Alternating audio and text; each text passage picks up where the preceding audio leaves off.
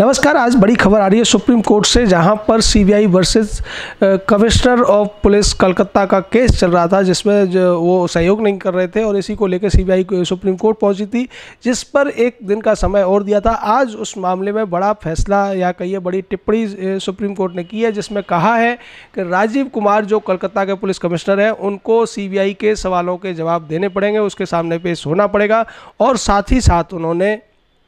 जो बेंच है 3 जजों की, जिसकी अध्यक्षता रंजन गोगोई सीजेआई कर रहे थे, उसने कहा है कि कलकत्ता के कमिश्नर ऑफ पुलिस और डीजी वेस्ट बंगाल पुलिस और उसके साथ साथ चीफ सेक्रेटरी वेस्ट बंगाल को सुप्रीम कोर्ट में पेश होना पड़ेगा। साथ ही साथ उन्होंने एक शो कॉज नोटिस भी जारी किया है, और जिसमें इन लोगों से जवाब तलबी की गई है कि आप लोगों के खिलाफ सुप्रीम कोर्ट की अवमानना करने का केस क्यों नहीं दर्ज किया जाए या चलाया जाए। तो ये सीधे तौर पर सीबीआई की जीत है, केंद्र सरकार की जीत है। लेकिन दूसरी तरफ ममता बनर्जी इस पूरी बात को दूसरी तरीके से पेश कर रही है, और वो कह रही है कि यह हमारी मोरल जीत है, क्योंकि हम चाहते थे राजीव कुमार की गिरफ्तारी न हो, वो गिरफ्तार करने आए थे। जबकि हकीकत ये थी कि सीबीआई स्पष्ट तौर पर राजीव कुमार से उन सबूतों को लेकर पूछताछ करने आई थी जो एसआईटी के अध्यक्ष होते हुए उन्होंने इकट्ठे किए थे, लेकिन वो उसको सीबीआई के बार बार पत्र व्यवहार करने के बावजूद, बार बार मांगे जाने के बावजूद भी उनको सबूत देने के लिए, वो पेन ड्राइव वगैरह, वो पूरा जो दस्तावेज थे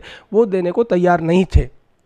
इसी को लेकर सीबीआई उनके घर पहुंची थी। लेकिन कलकत्ता पुलिस ने जिस तरीके से उन 5 अधिकारियों को और बाकी उनके साथ जो लोग थे उनको हिरासत में लिया, उसके बाद जॉइंट डायरेक्टर के घर पर पुलिस भेजी, इसको लेकर सारा हंगामा हुआ और एक संवैधानिक संकट उत्पन्न होता हुआ नजर आया। उसको जब अपने खिलाफ जाते देखा ममता बनर्जी ने, तो वो ड्रामा करते हुए 3 दिन से धरने पर बैठ गई, और देश के तमाम वो नेता जिनके खिलाफ सीबीआई के केसेस चल रहे हैं या भ्रष्टाचार के तमाम आरोप लग रहे हैं, वो सब के सब ममता बनर्जी के पीछे खड़े होते दिख रहे थे। लेकिन अब ये फैसला आने के बाद उन लोगों के पास भी जवाब देने के लिए सिवाय एक ही मुद्दा बचा है कि वो इसे अपनी मोरल जीत बताएं, मोरल विक्ट्री बताएं। लेकिन वास्तव में ये उनकी हार है कि उन्होंने एक गलत बात के लिए ममता बनर्जी का समर्थन किया, और वो सिर्फ इसलिए किया कि ममता बनर्जी इस बहाने से नरेंद्र मोदी और भाजपा सरकार के खिलाफ मोर्चा खोल रही थी। तो ये सीधे तौर पर राहुल गांधी की भी हार है, अखिलेश जैसे नेताओं की हार है जिनके खुद के खिलाफ सीबीआई की जांच चल रही है, या लालू के